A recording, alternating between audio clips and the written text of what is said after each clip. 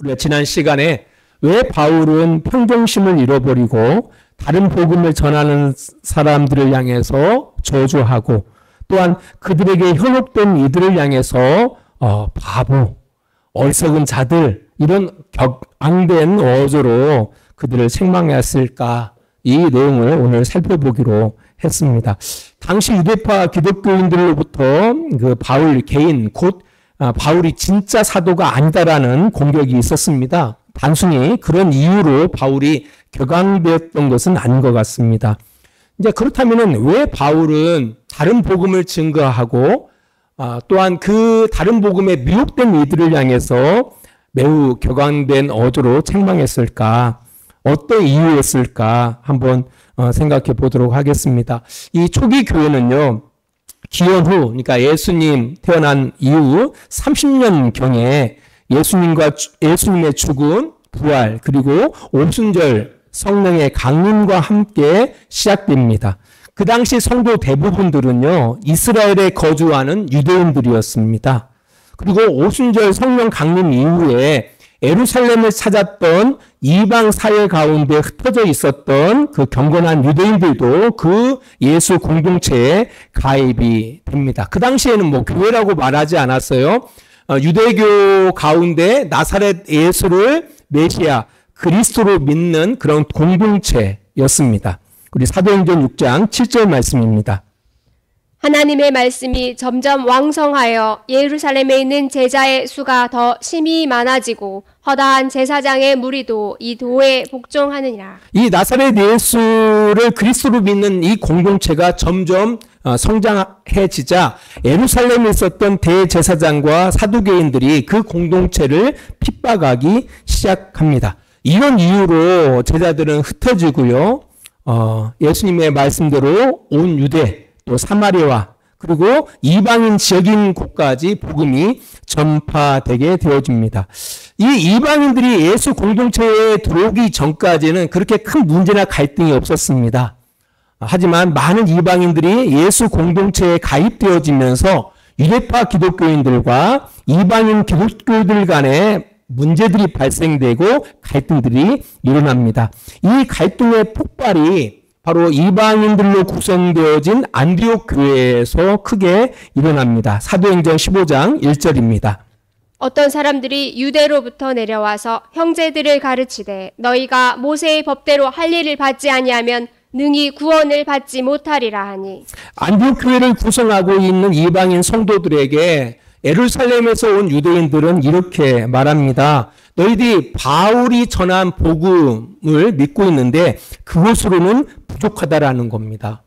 예수 그리스도를 믿는 건 당연하고 거기에 덧붙여서 우리와 같이 할례를 받고 모세가 명한 율법을 지켜야만이 하나님과 언약한 관계를 유지할 수 있다라고 전했습니다. 이것을 우리가 그들은 이제 신의 산 언약이라고 해요. 우리 출애굽기 19장 5절로 6절입니다. 세계가 다 내게 속하였나니 너희가 내 말을 잘 듣고 내 언약을 지키면 너희는 모든 민족 중에서 내 소유가 되겠고 너희가 내게 대하여 제사장 나라가 되며 거룩한 백성이 되리라. 너는 이 말을 이스라엘 자손에게 전할지니라. 430년 동안 애굽의 노예로 살던 이스라엘 백성들을 하나님께서 하나님의 은혜로 권능으로 그들을 구원해 내십니다. 그리고 내시고 나서 그들에게 언약을 주셔요. 그러니까 너희들을 구원해 내신 하나님의 궁극적인 목적이 어디 있는지 말씀하시고 너희들이 언약을 잘 지키면 하나님의 소유가 되어지고 거룩한 백성, 제사장 나라가 될 것임을 약속하십니다. 그리고 그들에게 출애굽기 19장부터 이제 율법을 주시거든요. 그리고 나중에 출애굽기 24장을 바라보면은 그들과 언약을 맺습니다. 출애굽기 24장 7절로 8절입니다. 언약서를 가져다가 백성에게 낭독하여 듣게 하니 그들이 이르되 여호와의 모든 말씀을 우리가 준행하리이다. 모세가 그 피를 가지고 백성에게 뿌리며 이르되 이는 여호와께서 이 모든 말씀에 대하여 너희와 세우신 언약의 피이니라. 아멘. 그러니까 하나님과 이스라엘 사이에 그 이 언약이 체결되어지는 거거든요. 아무튼 이스라엘 백성들을 은혜로 구원하신 다음에 하나님께서 그들에게 언약을 주시고 언약을 지킬 때에 너희도 하여금 하나님의 소유 또 제사장의 나라 거룩한 백성 되게 하시겠다라고 하나님이 보호하시겠다. 하나님이 인도하시겠다. 그리고 너희들은 그 언약을 지켜야 한다라는 그 언약식을 맺은 겁니다. 그것을 이제 피를 통해서 언약을 맺은 거예요. 이렇게 된 가운데에서 그 이스라엘 백성들에게 하나님께서는 율법을 주십니다. 그 율법이 총 613가지입니다. 하지 말라 하라라는 이것을 요약하면은 십계명이 되어지는 겁니다. 이 예루살렘에서 안디옥 교회를 찾은 유대인들은 이런 사고 방식을 가지고서 신앙을 꾸려 나갔던 거예요. 그러니까 그들도 역시 나사렛 예수를 그리스도로 믿고 있는 사람들입니다. 그러나 그들은 유대교의 오랜 전통을 가지고서 구원을 그렇게 여겼던 거예요. 우리가 하나님의 은혜로, 그러니까 예수 그리스도의 은혜로 하나님의 백성들이 되어지지만 하나님과의 원활한 그런 관계를 위해서, 그러니까 구원을 이뤄나가기 위해서는 언약을 지켜야 한다라는 거죠. 율법을 지켜야 한다라고 그들은 생각했던 겁니다. 그래서 그들이 그렇게 주장했던 거예요. 예수 그리스도를 믿음으로 구원 받는 게 아니라 그것으로는 부족하고 할례를 받고 모세가 명한 율법을 지켜야만이 하나님과 올바른 관계를 유지할 수 있다라고 전했던 겁니다. 이제 반면 바울이 또한 사도들이 그들에게 전한 복음은 그와는 달랐습니다. 예수 그리스도로 한 분으로 충분하다라는 겁니다. 예수 그리스도로 한 분으로 충분하다는 거예요. 근데 그 이유가 있습니다. 그것은 바로 뭐냐면은 아까 말씀드렸던 시내산 언약. 하나님께서 이스라엘 백성들을 애굽에서 이끌어내시고 시내산에서 이스라엘 백성들과 언약했던 그 언약. 그 언약은 예수 그리스도의 십자가의 죽음과 부활과 승천 뒤 성령이 약속하신 성령이 이 땅 가운데 오심을 통해서 그 옛 언약이 파기되었다라는 거예요. 파기되어지고 새로운 언약이 체결됐다라는 겁니다. 우리 예레미야 31장 31절로 34절입니다. 여호와의 말씀이니라. 보라, 날이 이르리니 내가 이스라엘 집과 유다 집에 새 언약을 맺으리라. 이 언약은 내가 그들의 조상들의 손을 잡고 애굽 땅에서 인도하여 내던 날에 맺은 것과 같지 아니한 것을 내가 그들의 남편이 되었어도 그들이 내 언약을 깨뜨렸음이라. 여호와의 말씀이니라.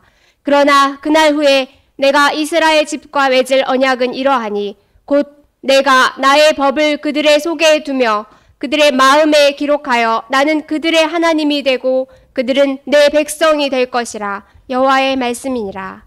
그들이 다시는 각기 이웃과 형제를 가르쳐 이르기를 너는 여호와를 알라 하지 아니하리니 이는 작은 자로부터 큰 자까지 다 나를 알기 때문이라.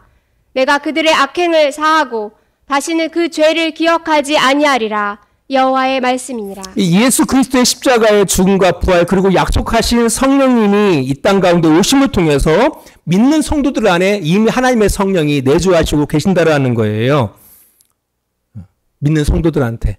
그래서 그 성령님이 우리를 이끌어 나가시고 있기 때문에 그 예루살렘에서 온 유대인들처럼 그들이 주장했던 것처럼 할례를 받거나 율법을 지킬 의무가 없다라는 거예요. 그러니까 예수 그리스도를 통해서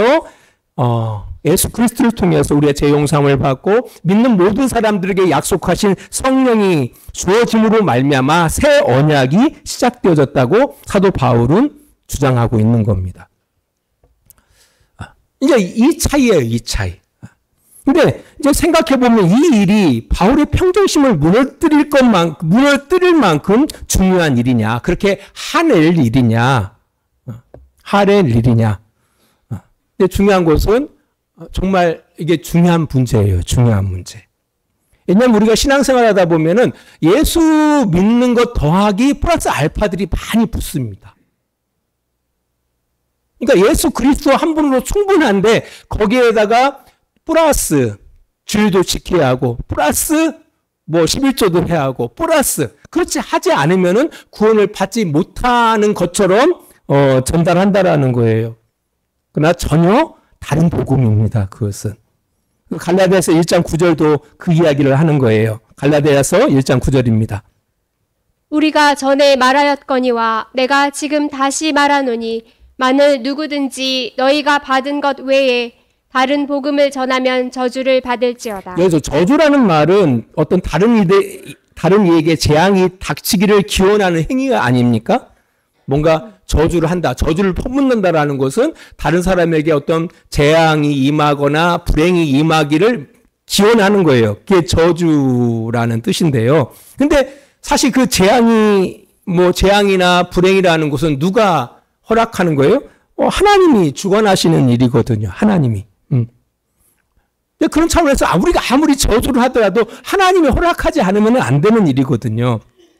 이제 그럼에도 불구하고 사도 바울은 다른 복음을 전하면 저주를 받는다라고 이야기를 해요. 왜? 그러면 왜 하나님께서 그 불행과 그 다른 복음을 전할 때 불행을 주시고 또 다른 복음을 전할 때 왜 재앙을 주실까? 그 이유는 바로 하나님이 행하신 일을 애곡시킬 때, 그러니까 하나님을 모독하는 행위를 행할 때 하나님께서는 그들에게 불행과 재앙을 주신다라는 얘기예요. 이게 결국 뭐냐면은 다른 복음을 전하는 것은 곧 하나님을 모독하는 것이고 하나님이 행하신 일을 해방하는 일이라는 거예요. 그런 부분을 강력하게 사도 바울이 규탄하고 있는 겁니다. 이제 그 이유들을 우리가 나중에 구체적으로 갈라디아서를 보면서 우리가 이제 살펴볼 텐데요. 오늘 좀 개괄적으로 우리가 살펴보면은요. 갈라디아서 2장 4절 말씀 우리 한번 보겠습니다. 이는 가만히 들어온 거짓 형제들 때문이라. 그들이 가만히 들어온 것은 그리스도 예수 안에서 우리가 가진 자유를 엿보고 우리를 종으로 삼고자 함이로되. 그 거짓 형제들, 그러니까 예루살렘에서 그 안디옥 교회에 와서 거짓된 복음, 다른 복음을 전하는, 그러니까 예수 그리스도를 믿음으로 부족하고 거기에다가 우리처럼 할례를 받고 율법을 지켜야 한다라고 이야기하는 이것을 그들을 거짓 형제라고 이야기를 하고 있어요. 그들이 그렇게 전하는 목적이 어디 있느냐라고 할 때 성도들이 가진 자유를 엿보고 그 성도들을 종으로 삼고자 한다라는 데 목적이 있다라고 이야기하고 있습니다. 그러니까 성도들에게는 예수 그리스도를 통해서 우리는 하나님의 자녀가 되고요. 예수 그리스도로 말미암아 하나님의 자녀로 성장해 나가거든요. 근데 예수 그리스도 한 분이면 충분해요. 근데 그럼에도 불구하고 거기에 플러스 알파를 이야기하는 이유가 바로 뭐냐면은 성도들을 종으로 삼고자 하는데 목적이 있다라는 거예요. 그러니까 우리가 신앙생활을 하다 보면 그렇거든요. 거기에 군더더기가 붙거든요. 군더더기를 붙이는 이유가 어디 있을까요? 곰곰이 생각해 보면은 속박을 하기 위해서. 그거 안 하면은 지옥 갈 것 같아. 그렇게 하지 않으면은 우리의 구원이 취소될 것 같아요. 그러니까 거기에 속박당하는 거예요. 한국 교회 안에 우리 성도들의 모습을 바라보면은 그리스도인으로서의 자유함이 참 약한 것 같아요. 그러니까 보면은 이게 자녀 되어짐의 그 자유로움이 아니라 보면은 뭔가 내가 노력을 통해서 자녀가 되고자 하는 그런 얽매인, 그런 속박 가운데 신앙생활하는 모습을 볼 수가 있거든요. 그 이유가 바로 뭐냐면은 우리가 복음 이외에 다른 복음이 우리를 옥죄고 있기 때문에 그렇다라는 겁니다. 예전에 우리 코로나 전에 보면은요, 주일 지키지 않으면은 벌 받는 줄 알았어요. 그렇잖아요. 여행 갈 때 주일이 껴져서 여행을 갈 때 불안해요. 혹시 교통사고가 나지 않을까? 이런 불안감이 있었다라는 거예요. 근데 코로나 한 3년을 지나가면서 교회에 나가지 않았는데 아무 일이 없는 거야. 우리가 그런 경험을 통해서 아무 일이 생기지 않는구나 라는 것을 확인하게 되어져요. 그렇잖아요. 우리가 11조 안 하면은 경제적으로 엄청 손실을 입을 거라고 생각을 하거든요. 근데 이상하게 11조 안 하면은 꼭 그런 일이 생겨요. 그래가지고 그렇게 얽매이는 신앙인들이 있거든요. 전혀 그렇지가 않아요. 하나님 그렇게 찝찝한 하나님이 아닙니다. 이제 그럼에도 불구하고 거기에 매여 있다라는 거예요. 전도하지 않으면은 지옥과 같은. 하나님 믿는 사람이 전도하는 게 당연한데 전도하지 않으면 하나님 믿는 사람도 아니요. 뭐 이렇게 이야기했을 때 사람들은 거기서 정죄를 입는 거예요. 속박당한다라는 거예요. 예수 그리스도 한 분으로 충분한 거예요. 거기에 플러스 알파라는 것은 존재하지 않는다라는 겁니다. 이제 그렇게 하는 이유가 어디 있다고요? 우리들의 자유를 엿봐서 우리를 종으로 삼고자 한다라는 거예요. 그들의 종으로. 이걸 가스라이팅이라고 그래요. 교회 안에 얼마나 가스라이팅이 많은지 몰라요. 그래서 그 속박 가운데 자유하지 못하고 살아가는 성도들이 얼마나 많은지 모릅니다. 그것 때문에 사도 바울이 열받은 거예요. 자유인이 되어졌는데 예수 그리스도로 말미암아 하나님의 자녀가 되어졌고 예수 그리스도와 함께 묶어져서 하나님의 자녀로 가고 있는데 그 자유를 잃어버리고 종으로 살아가는 그런 모습을 바라보면서 이 바울이 열받은 거예요.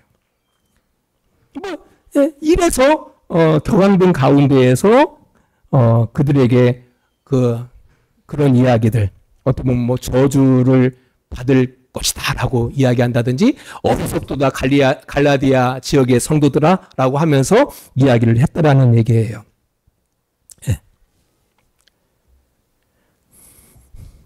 또 한 가지는 뭐냐면 헛된 일이 되게 해요. 헛된 일. 우리 갈라디아서 2장 21절입니다. 내가 하나님의 은혜를 패하지 아니하노니 만일 의롭게 되는 것이 율법으로 말미암으면 그리스도께서 헛되이 죽으셨느니라. 만일 정말 우리의 어떤 노력에 의해서 하나님과 올바른 관계를 이룰 수 있단다라면은 그리스도께서 죽을 이유가 없는 거죠. 여러분들 그렇잖아요. 부모가 자식을 위해서 그렇게 애쓸 이유가 없어요. 자식이 태어나자마자 훌륭하게 성장하면은. 그렇잖아요.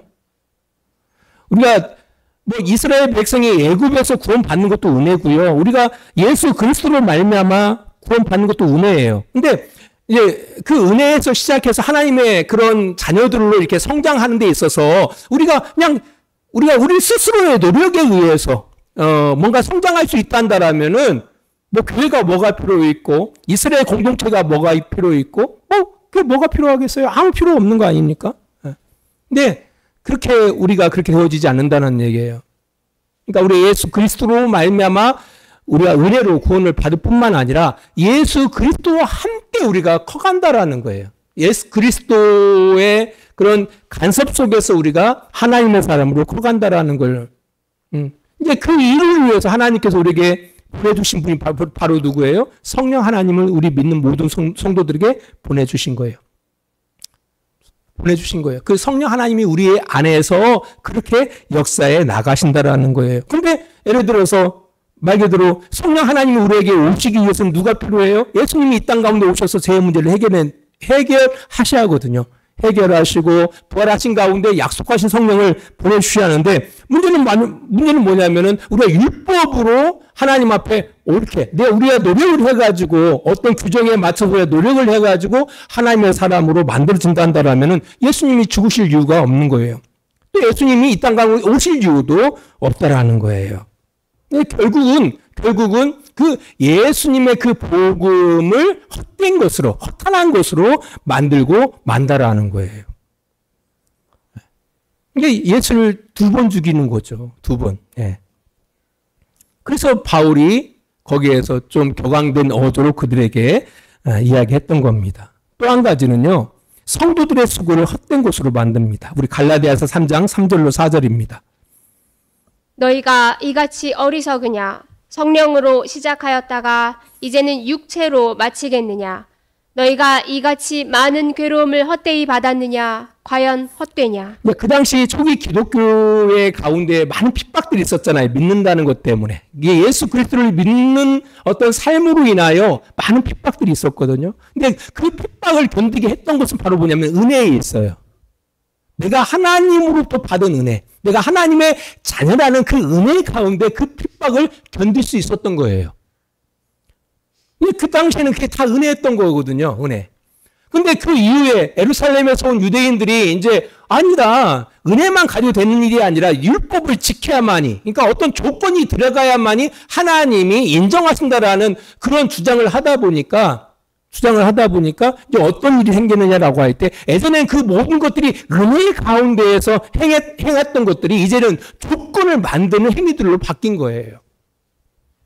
우리가 자녀가 부모를 공경하는 거 당연한 거예요. 당연한 거 아닙니까? 내가 받은 은혜에 마땅한 거죠. 마땅한 행동이에요. 근데 이렇게 생각해 보세요. 우리 부모는 나의 어떤 조건을 사랑한다고 생각해 보세요. 조건을 사랑해. 그러니까 나를 낳아준 그 부모가 끝까지 나를 사랑하는 게 아니라 내가 뭔가 어떤 조건을 갖다 부모의 기대에 맞는 조건을 행할 때 부모는 나를 사랑해줘. 이렇게 생각해 보세요. 어떤 일이 발생되는지.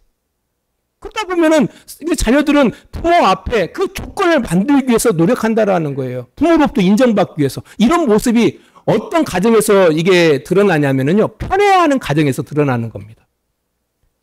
사실 부모가 자녀를 사랑하는 건 다 마찬가지예요. 근데 때로는 부모의 수준이 좀 딸려가지고 편애하는 부모들이 있거든요. 나는 공부 잘하는 아들만 좋아해. 나는 공부 잘하는 딸만 좋아해. 사실 그게 아니거든요. 공부를 잘하든 못하든 부모는 자식을 사랑하거든요. 근데 이게 애곡된 거예요. 그 애곡된 가운데 자녀들이 길러지다 보면은요, 이 자식들은요, 부모에게 인정받기 위해서 그 애곡된 기준을 충족하려고 그래요. 우리 신앙도 그래요. 하나님 여러분을 사랑하셔요. 사실 우리 인간의 가장 중요한 것이 뭐냐라고 인간이 인간답게 만드는 가장 중요한 것이 뭐냐라고 할 때 우리의 존재의 근원 되신 하나님을 인정하는 게 가장 중요한 겁니다. 우리가 누구로부터? 하나님으로부터 우리가 존재하고 있다. 근데 여러분들 우리가 하나님을 향해서 아버지라고 고백한다라는 것이요. 얼마나 우리에게 감동이 되는 줄 아십니까? 우리에게 감동이 될 뿐만 아니라 하나님께도 감동이 돼요. 이게. 하나님을 향해서 아버지. 내가 당신을 인하여 내가 존재하고 있습니다라고 고백하는 것보다 더 아름다운 고백이 없어요. 우리가 자녀들하고 전화할 때 자녀들이 아버지를 향해서 아버지라고 하면 괜히 기분이 좋잖아요. 기분 안 좋습니까? 전화할 때 아버지 하면 기분 되게 좋거든요. 그 조건이 어떠하든지 간에 그 자식이 부모를 향해서 아버지라고 할 때 그보다 더 듣기 좋은 소리가 없어요.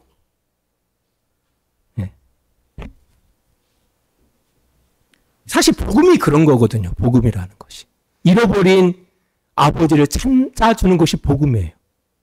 제가 항상 강조하지만 우리는 하나님 없이 존재하지 않거든요. 하나님으로 인하여 우리는 존재하고 있는 겁니다. 모든 만물이 다 그런 거예요. 네. 근데 문제는 뭐냐면 하나님을 애국시켜버리면 어떤 일이 있냐면 조건을 만든단 말이에요. 우리들이. 누구로부터 인정받기 위해서 하나님께 인정받기 위해서 조건을 만들려고 노력을 해요. 근데 전혀 하나님이 그런 분이 아닌데도 불구하고 그 하나님을 왜곡시켜버리면은 성도들은 끊임없이 그 조건을 만들기 위해서 노력을 해요. 그러니까 자유가 없죠. 이 신앙생활이 재미가 없는 거예요. 예, 조건 만들어야 하니까. 그 조건 안 만들면 천국 못 가니까. 그 조건 만들지 않으면 하나님으로부터 버림받으니까.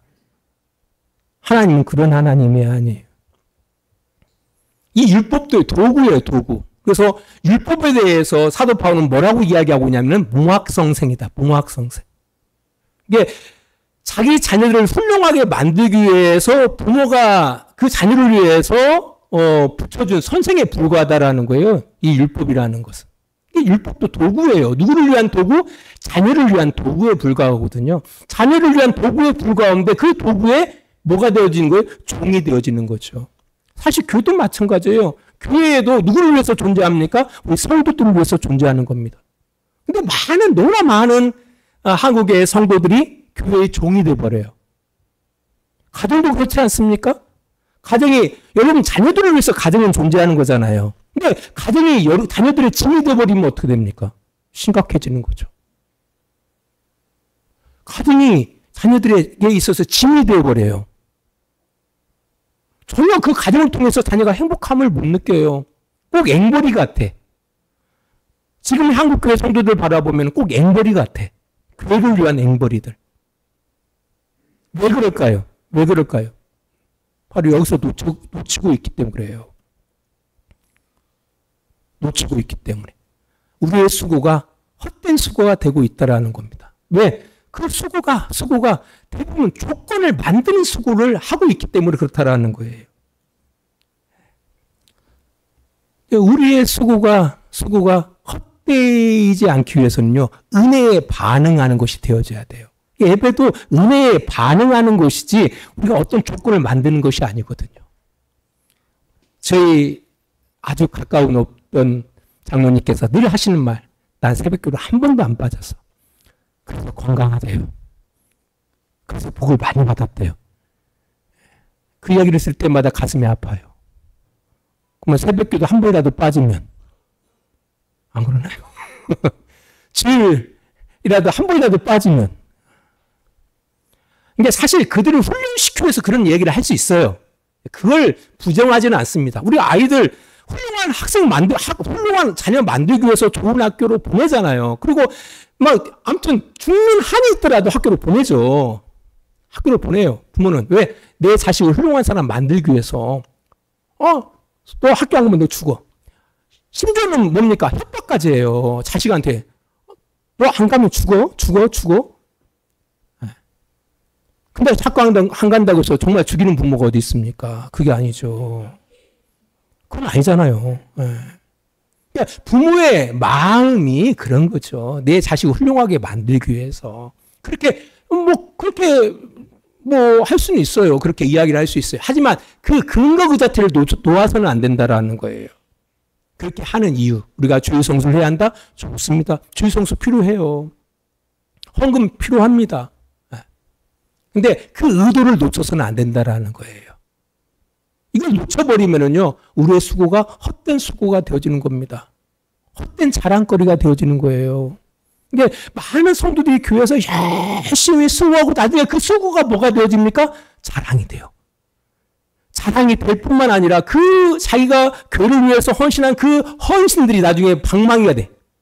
하고 헌신하지 못한 사람 때리고 다녀. 응? 그것도 신앙이냐고. 내가 예전에는, 나 때는 하면서 막 때리고 다니는 거예요. 왜? 그 수고가 헛돼. 그러니까 자기의 뭘 쌓은 거예요. 그 조건을 쌓은 거예요. 자기가 공적을 쌓았다라는 얘기예요. 은혜의 발로가 되어지 않은데. 그래서 이 다른 복음이라는 게 무서운 거예요. 그리고 사실 그런 선행이라는 거, 헌신이라는 것은 구원의 열매예요. 우리가 하나님의 자녀로서 나중에 주어지는 열매이지, 그것은 조건이 아니에요. 조건이 될 수가 없다라는 겁니다.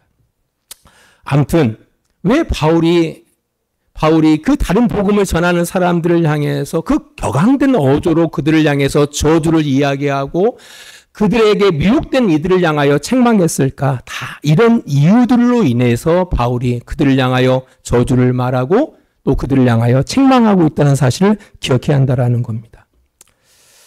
말씀의 교를 맺으면서요. 사실 한국교회 안에도 이런 미혹들이 너무 많아요. 이런 미혹들이 너무 많다라는 겁니다.